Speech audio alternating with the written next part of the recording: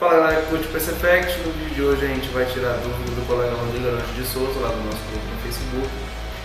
Ele pediu para que a gente esclarecesse algumas dúvidas com ele sobre HD. Agora o PC Effect em 2016 está de estúdio novo, tem praticamente um escritório dedicado para isso. E a gente trouxe aqui o nosso computador novo também, que é justamente para auxiliar a galera de casa.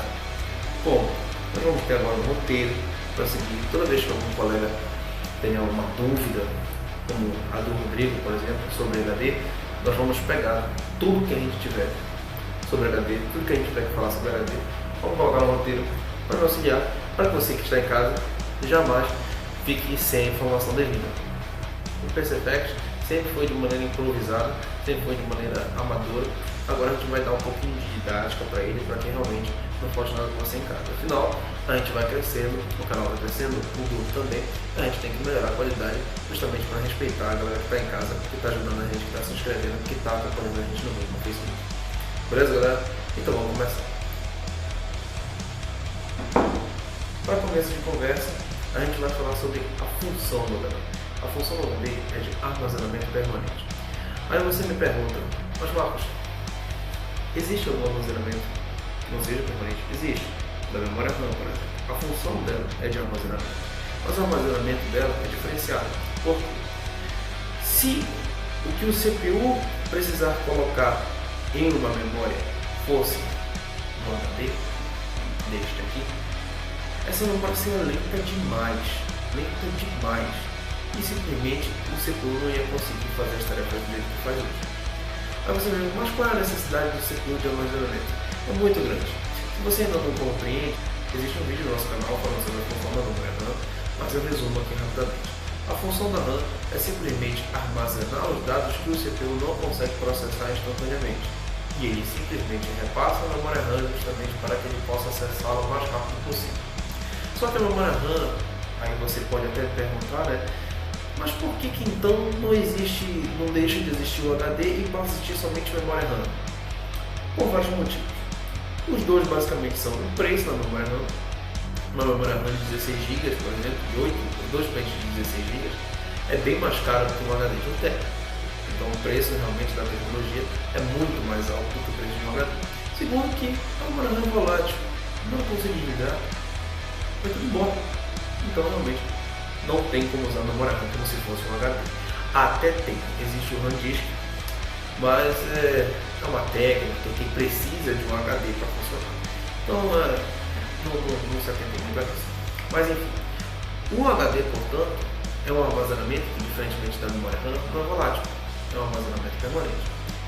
Ele serve simplesmente para armazenar tudo que você não quer perder nunca: fotos, arquivos, documentos sigilosos, documentos seguros, e o seu sistema operacional. Afinal, você não vai querer que seu computador tenha que instalar o sistema operacional toda vez que você liga, não é verdade? Então é para isso que serve o disco rígido, é para isso que serve o HD. Tá? Essa é a função. Agora a gente vai falar sobre o funcionamento interno dele. Vamos dar uma olhada nisso aqui. Esse aqui é um HD da pasta digital, infelizmente ele não funciona mais, mas ele vai servir muito bem para esse propósito aqui do Rodrigo.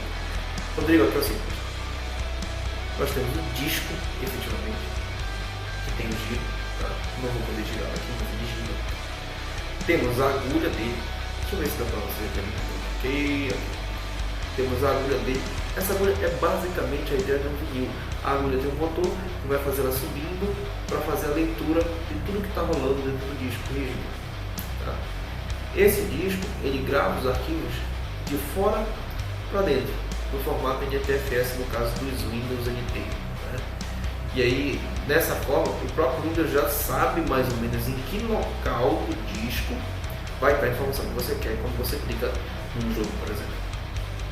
Só que repare, a agulha tem um tempo de acesso, né? Ela tem um tempo do próprio movimento dela, da rotação do disco também. E esse movimento é o que determina a velocidade do seu HD. Ou seja, quanto mais rotações por minuto o seu HD tiver, se for uns 7.200 RPM, por exemplo, em comparação aos 5.400 RPM, os 7.200 RPM vai ter uma velocidade de acesso muito maior, uma velocidade de escrita, uma velocidade de leitura também muito maior. Além disso, tudo isso é gerenciado pela interface.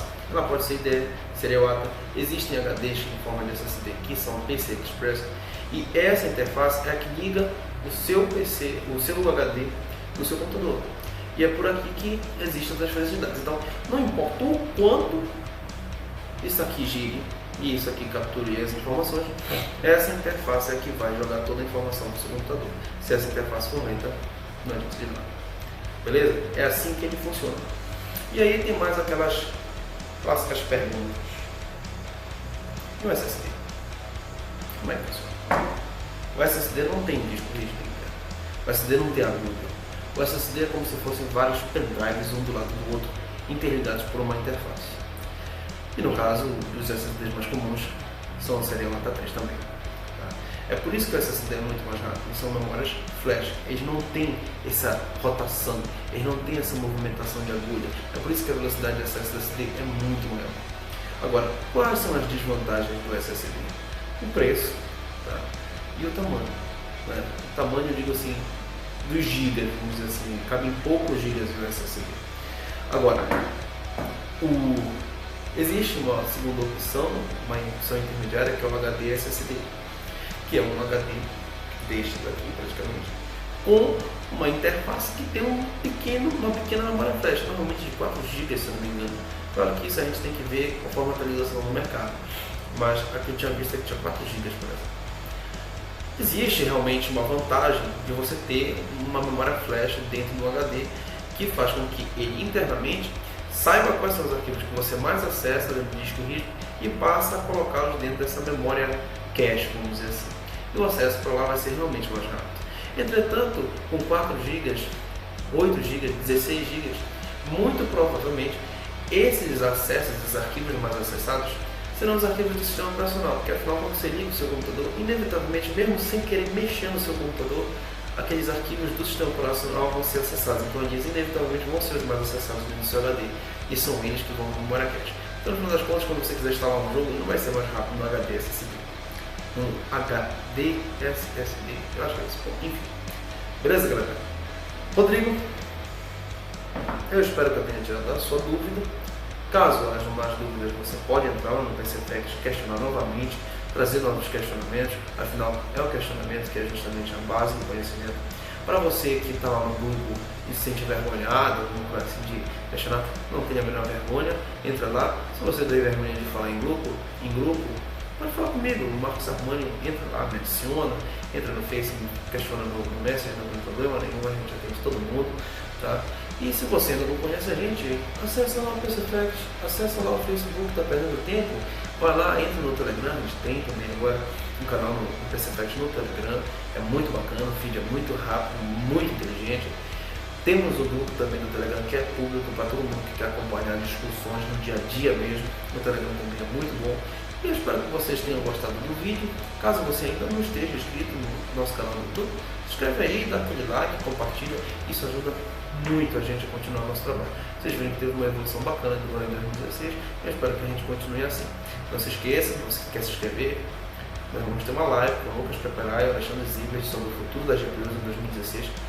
Essa live vai ser muito boa. Beleza, galera? Um grande abraço.